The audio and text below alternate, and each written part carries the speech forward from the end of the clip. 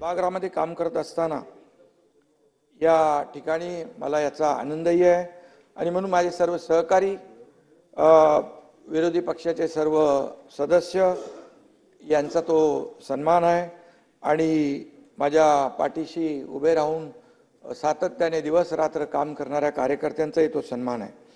खरं म्हणजे अध्यक्ष महोदय वंदनीय बाळासाहेब ठाकरे यांचं हिंदुत्व आणि जे काही 80% समाजकारण 20% राजकारण धर्मवीर आनंद दिघे साहेबांनी दिलेली जी काही शिकवण आहे या शिकवणीनुसार मी गेले अनेक वर्ष जवळपास 40 वर्ष काम करतोय आणि त्यामुळे तुकोबांच्या नावाचा पुरस्कार हा या संस्काराचा एक भाग आहे असं मी म्हणेन। आणि म्हणून संत तुकाराम महाराजांसाठी प्रत्यक्ष परमेश्वराने पुष्पक विमान पाठवलं। देऊच्या पवित्र भूमीमध्ये महाराज तुकाराम महाराज सदेह वैकुंठाला गेले। या दैवी घटनेला 375 वर्ष पूर्ण होत असताना त्याच दिवशी अध्यक्ष महोदय हा पुरस्कार दिला हे मी माझं भाग्य समजतो। आणि खरं म्हणजे छत्रपती शिवाजी महाराज तुकोबांच्या दर्शनाला ज्या पावन भूमीत जायचे त्या भूमीमध्येच हा पुरस्कार स्वीकारण्याची संधी मला मिळाली हे देखील माझं भाग्य आहे।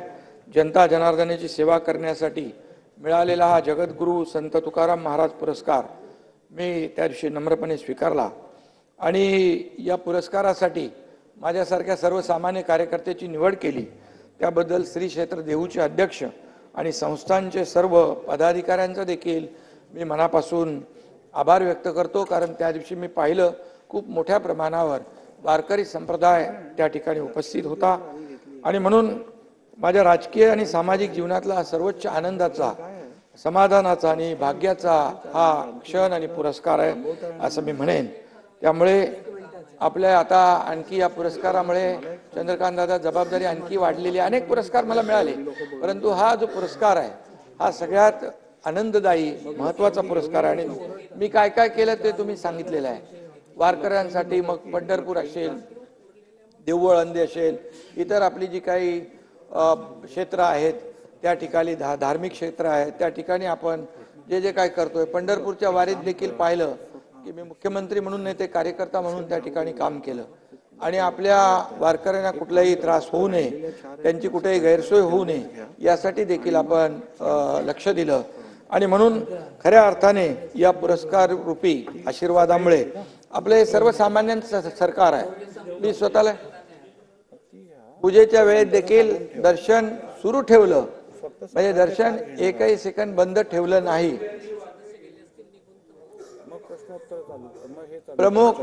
प्रमुख दिंड्यांचे वारकरी देखील आपण घेतले त्याच्यामध्ये सगळं म्हणजे एक सर्वसामान्य वारकरी तिथे गेल्यानंतर मुख्यमंत्री नाही तर एक मी त्या ठिकाणी त्यांच्यामध्ये सामावून जातो हे माझं काम करण्याची पद्धत आहे।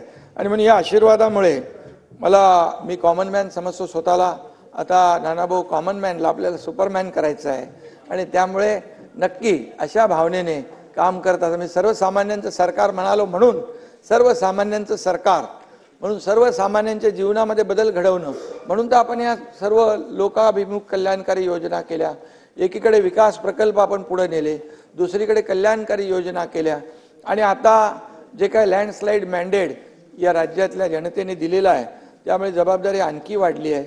आम्ही सत्ताधारी जरी असलो तरी सत्ताधारी आणि विरोधी पक्ष ही रथाची दोन चाकं आहेत तरी त्यामुळे आपण राज्याच्या विकासामध्ये एकमेकाला हातात हात घालून काम करूया आणि खऱ्या अर्थाने